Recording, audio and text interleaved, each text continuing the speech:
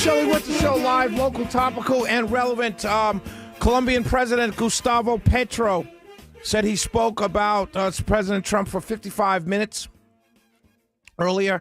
There's an interview with President Petro of Colombia. He said, the interviewer, tell me more about what President Trump told you. You already told me a little bit about what you told him.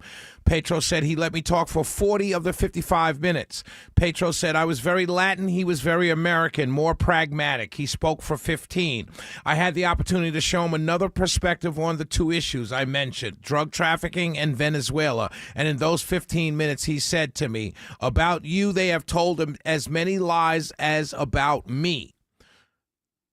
And he was asked who established the relationship between you and President Trump, who set up the meeting, and he said Senator Rand Paul set up the meeting between the phone call between Colombian President Gustavo Petro and President Trump. So we'll see how that turns out. They're supposed to be meeting at the White House, I think, next week, and we'll see how that goes. I believe this was a phone call, right, their first ever phone call. So we'll see how that goes. There was a story, many of you may not have heard about this story, but it's a fascinating story nonetheless. So a couple weeks ago, I told you that I went to the Mayor's Mask Ball. It's every year. It's a great fundraiser for the UNCF, the United Negro College Fund, and it happens every year. It's called the Mayor's Mask Ball, big social event of the season, and I was there this past year. Once again, I go pretty much every year, so I went this year, and Pastor Jamal Bryant, you may know Pastor Jamal Bryant. I've spoken about him and his politics on this show. He is the one who put together the whole boycott of Target that's been going on for several months, almost a year now, I think, possibly. But he's the pastor of the church in DeKalb County, New Birth Baptist Church. And it's a big mega church out there, and he's the head pastor. And his wife, Dr. Bryant, is the first lady, as they call the wife of the pastor. They call her the first lady, which I never understood, but that's a church thing, the first lady. I'm not here to disparage that. I've heard the term before. Actually, the first time I ever heard the term first lady was when I moved down here in New York, where I grew up. The church I grew up, the wife of the pastor was simply the wife of the pastor. We grew up, our reverend's name was Reverend Gunn, and his wife's name was Mrs. Gunn. She wasn't the first lady. She was Mrs. Gunn, his wife. Anyway, that's neither here nor there. But so at this event, it's a black tie event, strictly black tie. So all the women there have gowns on. Some of the gowns are strapless. I saw a woman who I think was from Nigeria or someplace, and she had small wings on the back of her gown. It's a high-end dress that she got. She maybe made it, maybe bought it, I don't know. But she had wings on the back of her gown. There were some very sexy gowns, very tight-fitting gowns. There were short dresses. There were strapless dresses with plunging necklines. You know, I mean, you saw it all, right? But it's a dress-up event. And so the pastor's wife, the first lady, Dr. Bryant, she had on a nude underneath. It was like a black dress, kind of lacy, but underneath it was nude colored covering. So it looked like you're looking at her skin, but you're clearly not. If you're standing there, you're clearly not looking at her skin. Anybody could see that. And so there's a lot of controversy all over this dress because she's a first lady. She's a wife of a pastor. And I thought to myself, this is the silliest thing I've ever heard in my life. Like, people were really having in these long, engaged arguments over the dress that this woman wore. And I thought to myself, this is kind of silly.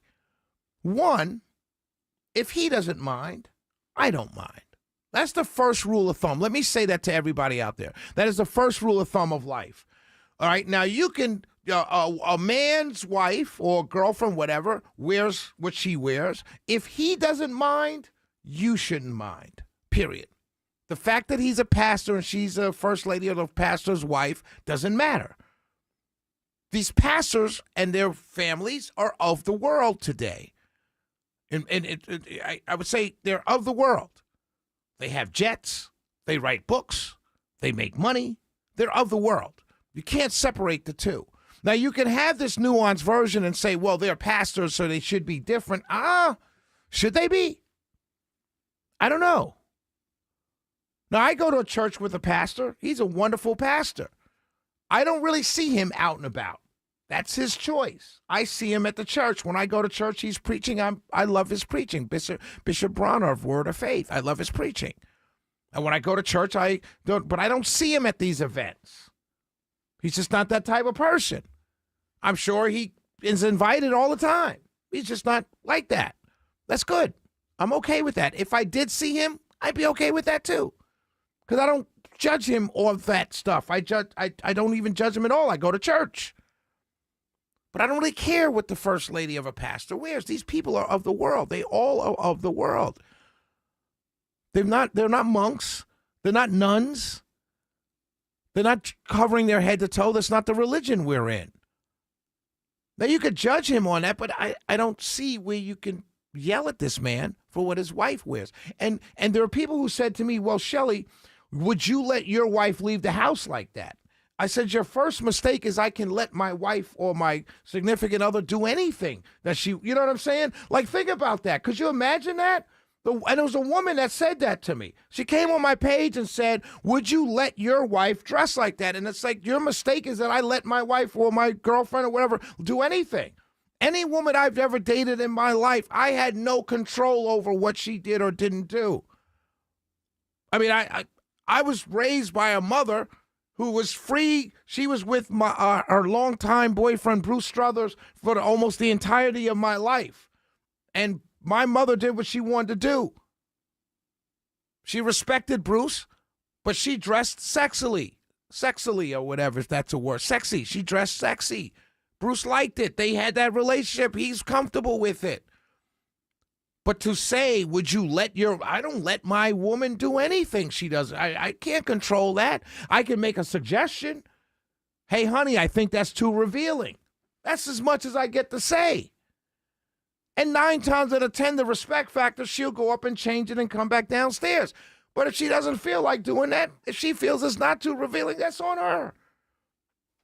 And one thing that we need all women and young men to understand, if your woman, you guys have a lot of trust, if she goes out in something where she thinks she looks good, then we're good. Because we know that if she thinks she looks good, then she's just going to reward us for allowing her to feel safe enough to wear whatever she feels like, this makes me look good and this is my man and he's good with it. Right. So that's what everybody needs to understand, is that if my woman thinks she looks good, I don't really care what she wears. Right. As long as she thinks she looks good, because I'd rather have her thinking she looks good than having her think she doesn't look good and I'm not the one telling her she looks good. That's fair enough. That's fair enough. I just don't believe this idea. And it's not a see-through dress.